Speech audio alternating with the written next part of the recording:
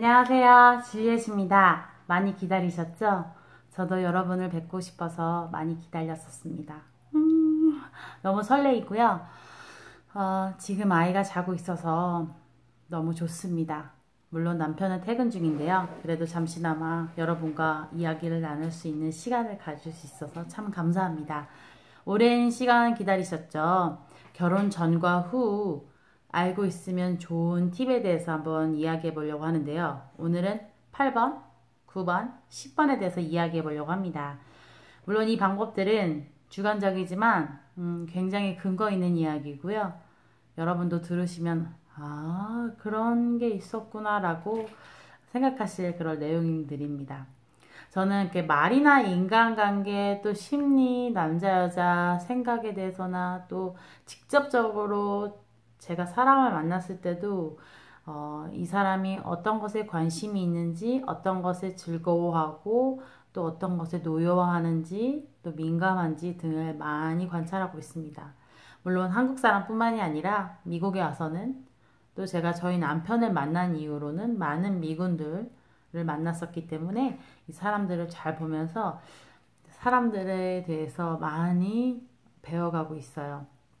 그런 것에 대해서 노하우를 여러분과 나누려고 합니다.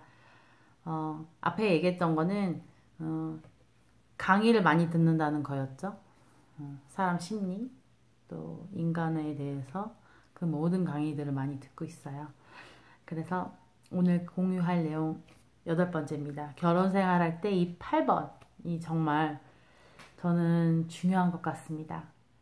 남자 여자가 다 커서 만났고 또 대부분의 사람들은 대학도 많이 나오시고 또 이때까지의 경험치도 많이 있고 하다 보면 이 자아가 되게 높죠. 그리고 많은 사람들이 결혼 생활할 때 갈등하는 부분이 나의 가치관, 내가 자라온 생각과 경험과 또 배우자의 생각과 경험, 자라온 배경이 다르기 때문에 그것 때문에 많이 갈등하고 이렇게 조율을 봐야 되는데요. 그렇기 때문에 필요한 능력입니다. 마케팅도 그렇고요. 모든 인간관계에서 필요한 능력인데요. 두 글자입니다. 땡땡의 능력. 정답은 설득의 능력입니다. 여러분이 광고를 볼 때도 또한 사람과 얘기할 때도 우리는 알게 모르게 내 생각을 저 사람에게 어필하고 또 이렇게 동의해 주길 바라고 있습니다. 결혼 생활을 했을 때도 남자 여자의 만남이고 사람과 사람들의 만남이니까 설득을 안 할 수가 없겠죠. 예를 들어서 여러분의 배우자가 나와 경제관념이 다르다면 어떻게 하시겠어요? 야, 너 돈 쓰지 마! 진짜 이게 돈 아까운 줄 모르고 이렇게 이야기를 하시겠어요? 아니면 어떻게 어프로치를 하시겠어요? 저는 좀 전에 한 방법 같은 거는 절대로 쓸 수 없습니다. 이렇게 했다가는 정말 산불이 날 겁니다. 네. 그래서 제가 어떻게 하면 이 말을 효과적으로 전달할 수 있을까? 그리고 기분을 상하지 않고 어떻게 이렇게 우회적으로 잘 이야기할 수 있을까? 그리고 좀 더 재미있게 유머러스하게 어떻게 이 사람의 마음을 잘 동요시킬 수 있을까를 항상 고민하거든요. 그래서 제가 전 단계에서도 뭐 칭찬하기, 유머 감각 뭐 이런 거에 대해서 얘기를 많이 했었었죠. 정말 그런 것들이 필요합니다. 설득을 하는데요. 예를 들어서 제가 만약에 스크루지처럼 엄청 아끼는 사람이라고 가정을 할게요. 근데 나의 배우자는 돈을 펑펑 씁니다. 근데 쓰지 말라, 하지 말라. 당신이 그 쓰는 그 비용과 그렇게 어떤 물건을 사는 가치가 잘못됐다라고 얘기한다면 굉장히 배우자는 상처를 받을 것이고 또 같은 성인이고 난 이때까지 맞다고 생각했기 때문에 그 소비 습관을 계속 해왔을 거 아니에요. 완전 그 가치관의 붕괴가 오겠죠. 그렇기 때문에 저는 이야기하는 방식이 그렇습니다. 어떤 방식을 이용하냐면요. 설득을 할 때 Socratic Method 그 방법을 전 사용하고 있습니다. 이 방법은 제가 대학교 4학년 때 봉사활동으로 우리 학교에 와서 공부를 가르쳐 주신 미국 법무관님께 배운 내용입니다. 그분도 미국 군인이셨고요. 1.5세 한국계 미국인이셨는데요. 법무사였기 때문에 로우스쿨을 다니셨죠. 로우스쿨에서 그 썼던 방법이래요. Socratic Method가. 여러분도 아시다시피 철학자 중에 유명한 소크라테스가 제자들과 했던 문답법입니다. 소크라테스는 이 제자들에게 question, 그래서 물어봤죠. 그래서 그 친구들이 대답을 잘 자기가 알아서 그 내용을 도출할 수 있도록 질문을 계속 던졌었죠. 그러면서 이제 정답을 유도하는 거죠. 저도 그렇습니다. 무슨 이야기를 할 때도 저희 남편이 꼬리가 되기보다는 당연히 저도 아내이기 때문에 머리가 되길 원하겠죠. 그렇게 이야기를 접근한다면 여보, 세상에는 두 부류의 사람이 있대요. 어떤 사람일까요? 그러면 이제 제가 질문을 던졌기 때문에 사람이 질문 던지면 귀가 쫑긋하잖아요. 왠지 모르게 나도 그거에 대해서 대답을 하고 싶고 또 거기에 대해서 어떻게 하면 올바른 정답을 얘기할 수 있을지 그 머리가 회전하기 시작하죠. 브레인스토밍을 하기 시작합니다. 그럼 저희 남편이 듣고 있죠. 그러면 알았다고 하면서 그럼 제가 이야기할 때도 있어요.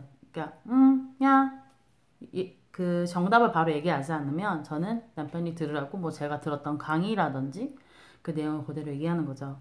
여보, 아까 제가 세상에 두 부류가 있다고 했죠? 세상에 두 부류는 하나는 이끄는 자고요. 하나는 이끌리는 자래요. 그 오프라 윈프리가 그 내용을 알고서 세상을 이끄는 자와 이끌리는 자 이 두 부류밖에 없다는 그 사실을 알고 그 가난한 생활에서 벗어나게 되었다고 해요. 뭐 이런 식으로 이야기를 시작하는 겁니다. 아까 그 돈에 대해서 한번 다시 적용을 해볼게요. 나는 만약에 굉장히 아끼는 타입인데 배우자가 펑펑 쓰는 타입이라면 설득의 기술을 가지고 얘기를 한다면 여러분이 아는 지식을 최대한 사용해서 질문을 하고 그 답을 유도해서 그 사람이 그 길로 가도록 하는 거죠. 여보, 세상에는 두 부류의 또 사람이 있대요. 아까는 리더와 또 그것을 이끌려가는 팔로워들에 대해서 얘기했지만 이번에는 부자와 가난한 사람에 대해서 이야기하려고 합니다. 그래서 그 사람은 듣고 있겠죠. 배우자는. 관심이 없을 수도 있지만 여러분이 어떻게 말을 잘 유도하고 끌고 나가냐에 따라서 그 내용은 천차만별의 차이를 이끌어낼 겁니다. 그래서 그 부자가 생각하는 생각과 가난한 사람이 생각하는 거를 여러분이 풀어주는 거죠. 여보, 가난한 사람은요, 쉬운 걸 택한대요. 간편한 거를 택하고, 그리고 그러다 보니 이윤이 없고, 결국 이건요, 노동자의 삶이래요. 근데 부자들은 어떻게 하는 줄 아세요? 부자들은 손해볼까, 이윤 볼까를 생각하지 않는데요. 오히려 손해는 생각도 하지 않고요. 어떻게 하면은 1달러라도 10달러라도 벌 수 있을까? 아니면 100달러라도 이윤을 생각한대요. 뒤로 후퇴하는 것은 절대 생각하지 않는데요. 그리고 여보가 하는 방법은 맞아요. 이게 좀 복잡하지만 부자들은 복잡하지만 내가 결과를 낼 수 있고 어떻게 성공을 이끌어줄 수 있는 그 방법으로 길을 택한대요. 라고 하면서 잘하고 있는 것은 칭찬해주고요. 잘못하고 있으면 아니면 이게 좀 아닌 것 같으면 여러분의 생각과 좀 멀리 가고 있는 것 같으면 이 답으로 들어올 수 있도록 그 결과를 이 사람이 발견하고 찾아낼 수 있도록 계속 부드럽게 설득하는 능력을 펼치는 겁니다. 이게 되게 결혼 생활에서 중요한 것 같습니다. 사람마다 가치에 대한 개념이 너무 다르거든요. 결혼도 마찬가지고요. 경제에 관해서도 그렇고요. 세세하게 들어가면 종교에 대해서도 그렇고요. 이 남자 여자 또 뭐 부인과 아내 부인과 남편이겠죠. 생각하는 게 정말 다르거든요. 처음엔 맞는 줄 알았는데 결혼하고 나서 속속들이 보면은 굉장히 다른 부분이 많습니다. 그래서 설득하는 게 많이 필요한 것 같고요. 그리고 이제 네 번째입니다. 네 번째는 이 종교 또한 이 공산주의 또 여러분이 광고나 마케팅 쪽에 보면은 굉장히 많이 활용되고 있는 건데요. 두 글자입니다. 이것도 뭐냐면 쇠뇌의 기술입니다. 여러분. 특별히 이 쇠뇌의 기술은 가정사가 굉장히 힘들었거나 어려웠거나 슬프거나 아픔이 많았던 사람들에겐 더 많이 필요할 것 같아요. 여러분의 가정이 거룩하고 행복한 가정이 되기 위해서 그런 긍정적인 또 좋은 영향력을 줄 수 있는 말들을 배우자에게 계속 해주는 겁니다. 어제 했다면 오늘 또 하셔야 되고요. 오늘 했다면 내일 하시고 내일 하시면 또 모레 했다면 내일 모레 글피 그 다음 달 내년 계속 이 브레인워시를 해주는 겁니다. 이 과거에 안 좋은 습관들에 많이 길들여져 있고 많이 익숙해져 있고 그것이 편할 테니까요. 만약에 엄마 아빠가 계속 헤어지고 만나고 헤어지고 만나고 하는 것을 반복했던 그 가정에서 자란 자녀라면 한 사람과 살아가는 것이 익숙하지 않을 것입니다. 계속 상황이 변해야 될 것 같고 뭔가 행복하면 불안할 것 같고 하는 감정이 있을 거예요. 근데 여러분이 계속 세뇌시켜주는 겁니다. 여보, 우리 가정 행복하죠? 어머, 애기 봐요. 너무너무 행복하게 웃고 있죠? 이것은 엄마 아빠가 행복하기 때문에 아이도 행복한 거예요. 엄마 아빠가 싸우지 않기 때문에 우리 아기도 이렇게 행복한 거랍니다. 계속적으로 반복적으로 해줍니다. 여러분들이 아이들을 교육할 때 느끼셨겠지만 이 5세, 6세 아니면 더 어린 아이들 있죠? 여자아이들이 치마를 입고도 막 훌러덩 벌러덩 많이 그럽니다. 그랬을 때 선생님이나 엄마들이 해주는 거, 또 아빠들이 해주는 말은 계속적으로 치마 입었을 때 얌전히 있어야지, 치마 있을 때 이렇게 앉아야지, 저렇게 앉아야지 라고 같은 말을 한 번 하지 않습니다. 한 번에서 아이들이 듣지 않습니다. 10번 하고 20번 하고 100번 하고 1000번 하고 10,000번 합니다. 이렇게 같은 이야기를 계속적으로 했을 때 그제서야 아이들이 이제 인식하고 자각하고 내 행동이 교정되고 잘못된 습관은 바뀌는 거죠. 그래서 여러분이 항상 긍정적인 마인드 또 낙천적이고 좋은 생각으로 가득 차는 것이 먼저 중요하겠지만 저는 그것이 말씀과 기도인데요. 그렇게 해서 계속 그 긍정의 마음을 퍼날라 주는 거예요. 계속 세뇌시키는 겁니다. 그리고 첫 번째 우리 가정은 행복한 가정이다라는 것을 계속 세뇌시키고 두 번째는 당신의 인생의 마지막까지 갈 사람은 나라는 것을 계속 반복적으로 이야기해 주는 거죠. 당신이 머리가 없어도 이가 다 빠져도 눈썹이 다 빠져도 발다리가 없어도 화장실 갈 때 누가 도와주겠냐 결국 나 아니냐 계속 재미있게 즐겁게 웃으면서 반복적으로 해주는 거죠. 계속 이 사람 머릿속에 내가 들어갈 수 있도록. 여러분 이게 별거 아닌 것 같지만 이 사상을 지배하는 것은 굉장한 것입니다. 그렇기 때문에 여러분과 이 팁을 나누는 거고요. 마지막으로 10번째입니다. 10번째는 어떤 그 기술, 어떤 것이 필요한지 이야기를 해볼게요. 컴퓨터를 생각해 보면요. 뭔가 프로그램이 잘못되고 에러가 났을 때 여러분 무슨 버튼을 누르시죠? 띡! 네, 리셋. 그쵸, 리셋 버튼이요. 저는 리셋하고 뭐 리뉴하는 그 버튼을 항상 눌러주셔야 된다고 생각을 해요. 여러분이 배우자랑 갈등할 일들이 많이 있죠.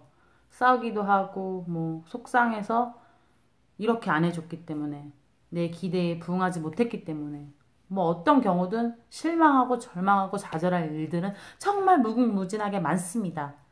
근데 뭐가 필요한 거냐면 계속 백지장이 되는 거예요. 내 자신이.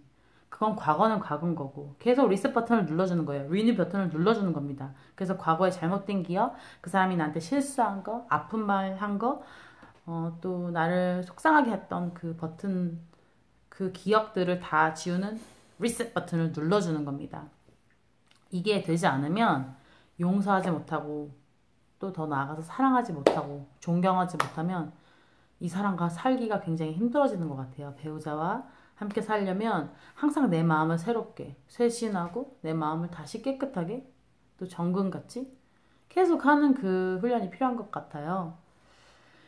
그 용서는 그 상대방 사람을 하기 위한 것이 아니라 결국 용서는 나를 위한 거더라고요. 보니까 조물주가 사람을 사랑하고 용서하라고 한 것은 결국 우리를 위해서가 첫 번째인 것 같습니다.